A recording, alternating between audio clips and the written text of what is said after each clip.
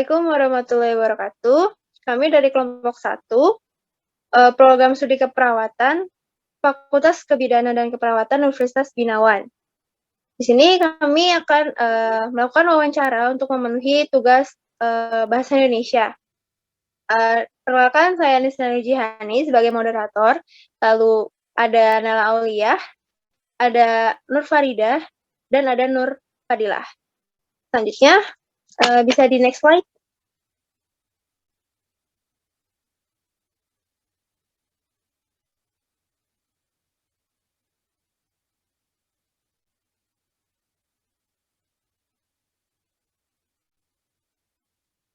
Nah, baik. Sekarang kita sudah bersama narasumber yang bernama Sufi Hafizah. Halo Kak, selamat malam. Iya, selamat malam. Baik, saya akan... Nggak suaranya? Ya, kedengeran Kak, kedengeran. Saya akan menjelaskan sedikit tentang Kakak ya. Oh, ya. Kakak bernama Sufi Hafizah dengan tanggal lahir 23 April 1998. Alamatnya ada di Cikarang Barat. Pendidikan terakhirnya D3 Kebidanan. Dan pengalamannya pernah bekerja di Rumah Sakit Medirosa selama 2 tahun. Baik Kak, saya akan langsung menuju wawancaranya ya Kak. Baik, dari saya sendiri, yang pertama, awal mula Kakak bisa terjun ke bidang kesehatan atau di bidan itu alasannya apa Kak? Kenapa Kakak memilih program studi kebidanan gitu Kak? Awalnya emang karena coba-coba sih. Karena coba-coba iseng terus daftar kuliah kebidanan, keterima, oh ya udah lanjutin aja kayak gitu. Awalnya karena iseng coba-coba. Awalnya karena iseng-iseng ya Kak? Iya. Lalu selama menjadi mahasiswa nih, hingga mahasiswa kebidanan hingga sekarang menjadi bidan dan bekerja di rumah sakit gitu. Kakak pernah mengalami masa-masa kayak kendala hingga Kakak mau menyerah gitu Kak? Aduh saya capek jadi bidan gitu. Pernah nggak Kak kayak gitu Kak?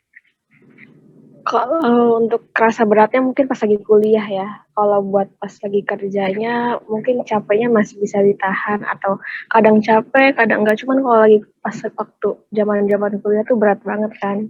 Pasti ngerasain semuanya zaman-zaman kuliah tuh gimana tugas-tugasnya kan. Tugasnya banyak ya Kak. Untuk skripsi lancar nggak Kak kira-kira? Alhamdulillah sih apakah tepat sering waktu. Revisi atau gimana Kak? Nggak banyak sih waktu itu, revisinya paling sekitar, ya nggak banyak lah pokoknya, tepat waktu juga alhamdulillah. Alhamdulillah. Lalu Kak, suka duka Kakak saat melayani pasien gitu Kak? Kayak ada yang nyebelin Kak atau apa gitu Kak? Pastilah ya, namanya manusia kan beda-beda. Jadi sifat orang beda-beda. Jadi gimana tergantung kita menghadapi ke pasiennya, harus sabar, harus perhatian kayak gitu. Ya gitu. Seru ya Kak, kira-kira ya menjadi bidan ya Kak? Ya alhamdulillah seru, banyak tantangannya. Oke Kak, baik Kak. Mungkin itu saja pertanyaan dari saya sebagai moderator. Mungkin yang lainnya ada yang ingin ditanyakan kembali?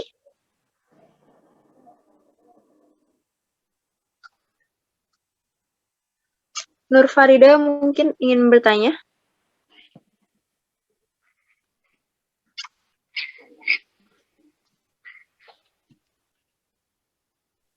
Baik, makasih Jihan. Kak, saya boleh nanya nggak? Iya boleh, silahkan. Aku ada 3 pertanyaan. Yang pertama itu, bagaimana sih suka duka kakak untuk masuk dan bekerja di rumah sakit? Suka dukanya bekerja di rumah sakit gitu ya? Iya.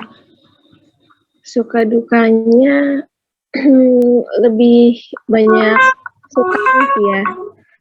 Kayaknya kalau di rumah sakit itu kan kasusnya lebih banyak, lebih kompleks. Jadi setiap hari kita banyak nemuin kasus yang berbeda dan juga penanganannya pun pasti berbeda di setiap pasien kayak gitu.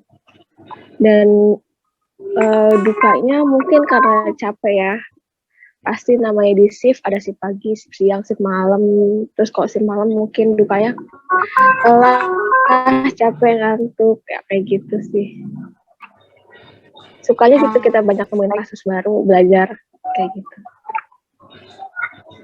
Oke Kak, yang pertanyaan kedua itu, selama bekerja kendala apa saja yang dialami ya sama Kakak?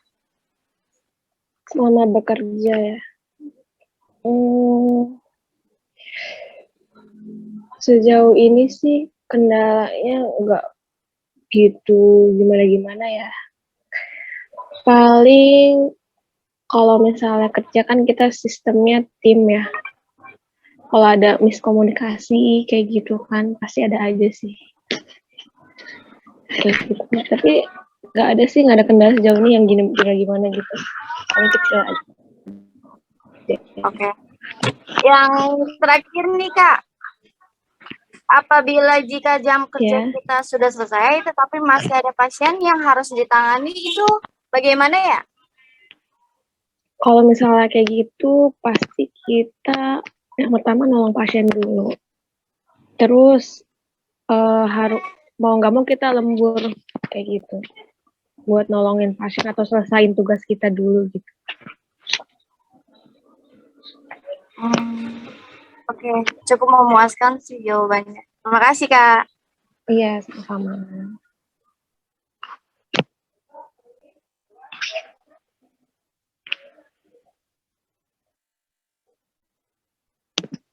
Oke, mungkin selanjutnya Nela Auliah kali ya, atau Nur Fadila dulu yang ingin bertanya. Oh, Nela Auliah. Oke, Kak, perkenalkan nama saya Nela Aulia. Saya boleh nanya, Kak? Iya, silakan. Saya punya 3 pertanyaan.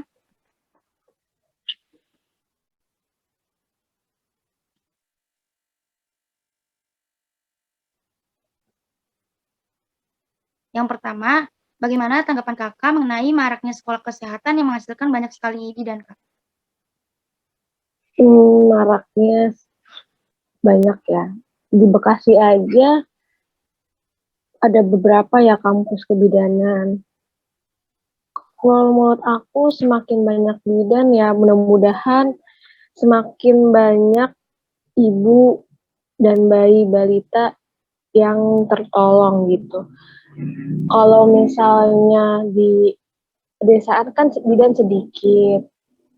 Jadi kalau misalnya itu kita kan lagi di Bekasi nih, di kota nih, bidan semakin banyak. Yang mudah-mudahan sih itu harapannya. Ibu dan bayi banyak yang tertolong gitu. Yang nggak mengurangi angka kematian ibu dan bayi gitu. Selanjutnya ini pertanyaan kedua. Bagaimana Kakak menghadapi pasien yang susah jika dikasih tahu gitu, Kak? Dikasih tahu cara-caranya atau lainnya gitu. Kuncinya kita harus sabar, kasih pengertian yang jelas, kasih komunikasi yang efektif, yang membuat ibu itu tuh ngerti gitu sama yang kita jelasin gitu. Pelan-pelan aja Selanjutnya, yang sabar. oke. Pertanyaan yang ketiga, apa pesan Kakak untuk para pelajar yang mungkin ingin menjadi bidan di masa depan? Pelajar yang menjadi bidan di masa depan ya, harapannya mudah-mudahan bisa membantu menurunkan angka kematian ibu dan bayi, terus memberikan pelayanan yang terbaik nanti pada saat sudah lulus, terus mudah-mudahan bisa banyak menolong sesama gitu, ibu dan balita. Oke, baik Kak. Terima kasih Kak. Semangat ya Kak. Iya, makasih. Baik, selanjutnya mungkin yang pertama Nur Fadilah ya.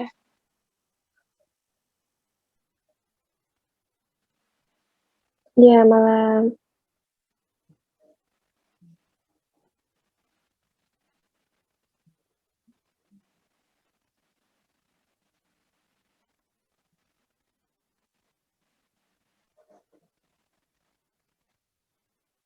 Yang paling berat ya, kalau misalnya ada pasien datang datang tiba-tiba dengan kegawat daruratan, dan dia sebelumnya pada saat hamil, kalau aku kan bidan kan ngurusinnya orang bersalin ya kebanyakan, jadi dia tuh nggak punya catatan riwayat kontrol hamil di fasilitas kesehatan manapun, tiba-tiba datang dengan keadaan yang sudah gawat darurat kayak gitu sih.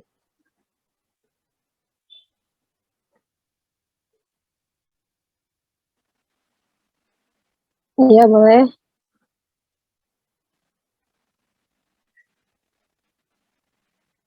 Iya.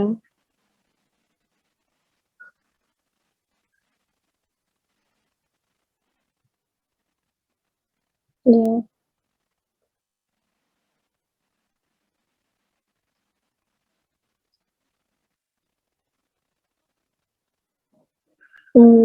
Kalau untuk ngomongin vaksin sih aku bukan ranahnya ya.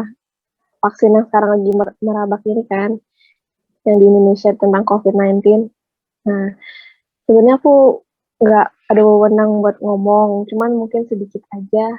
Kan salah satunya selain vaksin, kita emang harus memakai masker, 3M, jaga jarak, kayak gitu. Melakukan social distancing. Dan salah satunya juga vaksin untuk menaikkan imun tubuh kita, kayak gitu. Makan yang banyak. Iya, boleh.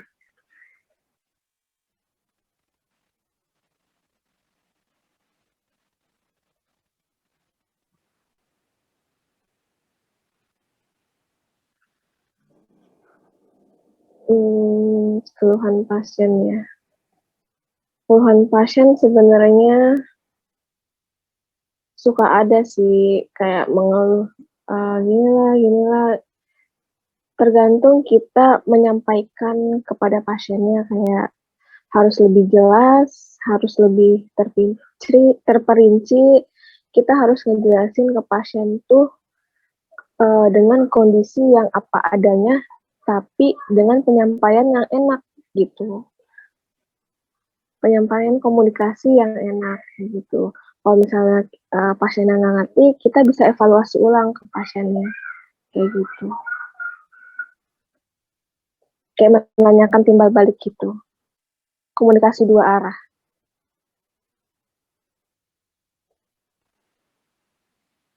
Iya, sama-sama. Kak, mungkin satu pertanyaan lagi ya Kak, boleh nggak Kak dari saya? Iya, boleh. Dalam masa pandemi ini nih Kak, ada hambatan nggak sih Kak saat mengalami pasien gitu? Hambatannya banyak banget, pasti berat banget. Kalau di masa-masa pandemi kayak gini kan, pas kalau misalnya aku kan buat bersalin ya, kalau pasien datang ke rumah sakit tiba-tiba ternyata dia positif COVID. Kalau zaman dulu kan waktu awal-awal banget tuh belum ada ruang isolasi kan, isolasi COVID di rumah sakit. Jadi baru beberapa rumah sakit besar doang, kayak RSUD waktu zaman dulu. Jadi tuh pasien kondisinya udah jelek, udah gimana ya, udah gawat darurat, tapi kita nggak mau harus rujuk ke RSUD kayak gitu. Dan juga kalau misalnya pasien yang dengan positif COVID, otomatis penanganannya beda dong dari awal. Dari awal dia masih mau isolasi. Kalau sekarang tuh udah ada nih di rumah sakit aku isolasi buat COVID. Untuk sesar juga kan, kalau misalnya dengan penderita COVID lebih baik disarankan kan operasi. Jadi kayak gitu, pilihan untuk ke pasiennya pun lebih sedikit. Kayak gitu. Jadi kalau misalnya pasiennya datang dengan positif COVID, tapi dia melahir normal, itu kan lebih baik sama dokternya disarankan untuk operasi. Jadi si pasiennya tuh mau nggak mau untuk operasi kayak gitu.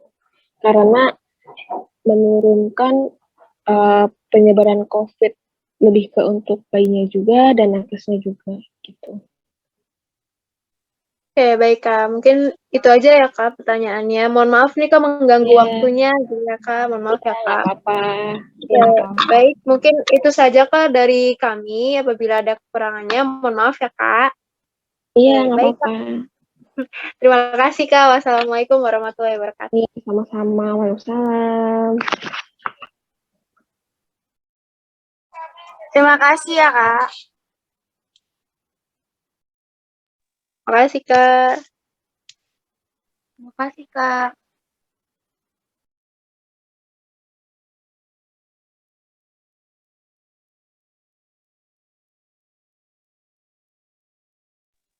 Kak, Iya, dia Teh. kerekam nggak, Kak? Udah 20 menit belum?